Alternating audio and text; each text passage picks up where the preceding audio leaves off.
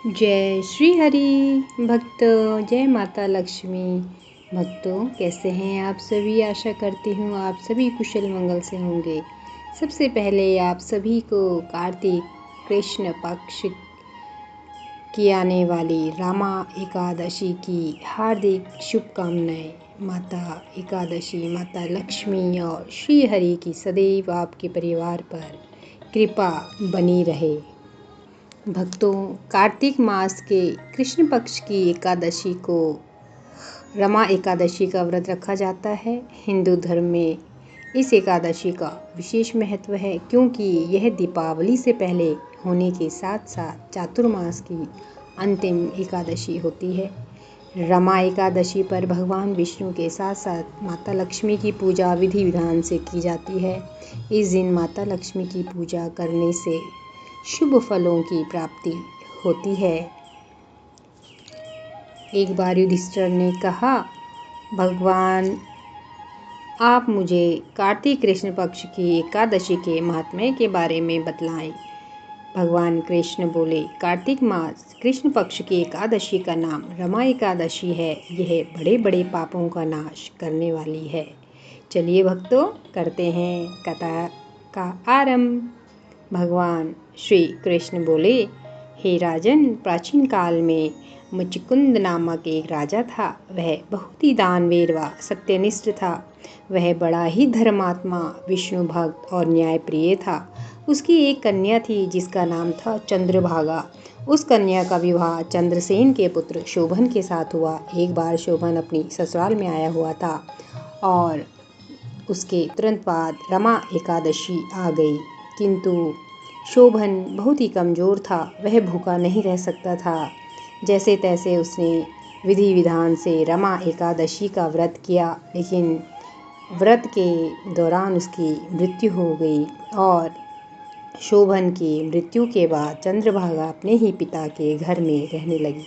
भक्तों, रमा एकादशी के प्रभाव से शोभन को तुरंत दिव्य शरीर प्राप्त हुआ और वह मंदराचल पर्वत पर सुंदर देवपुर उसे प्राप्त हुआ। एक समय मुचुकुंद नगर में रहने वाले एक ब्राह्मण तीर्थ यात्रा पर मंदराचल पर्वत के लिए निकले तो उनकी भेंट शोभन से हुई। उन्होंने शोभन को पहचान लिया और बोला कि तुम तो राजा के जमाई शोभन हो। वह पहले तो सोचता रहा, फिर शोभन ने कहा कि हाँ, मुझे रमा एकादशी के व्रत से दिव्य शरीर प्राप्त हुआ है, लेकिन अभी मैं अस्थिर अवस्था में हूँ। स्थिर अवस्था मेरी तब होगी जब मैं चंद्रभागा से मेरी मुलाकात होगी।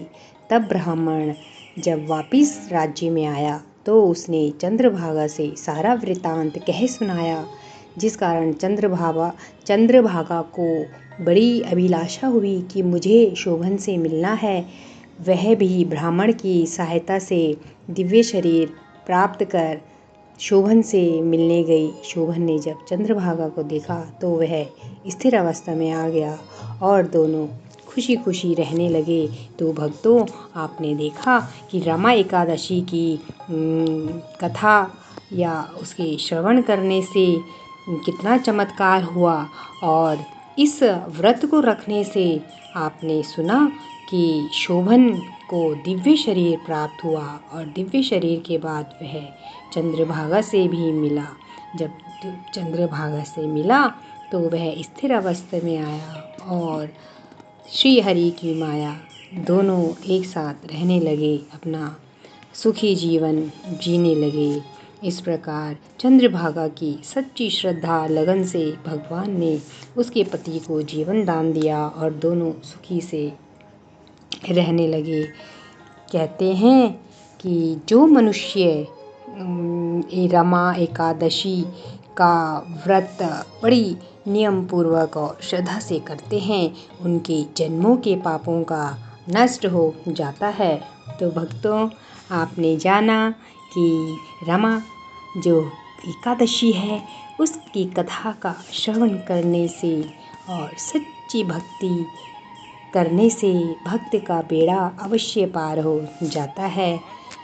और श्री हरि से, माता लक्ष्मी से यही विनती है कि आप सभी का जीवन सुखमय हो, धन, वैभव, समृद्धि आपके घरों में भर भर कर रहे।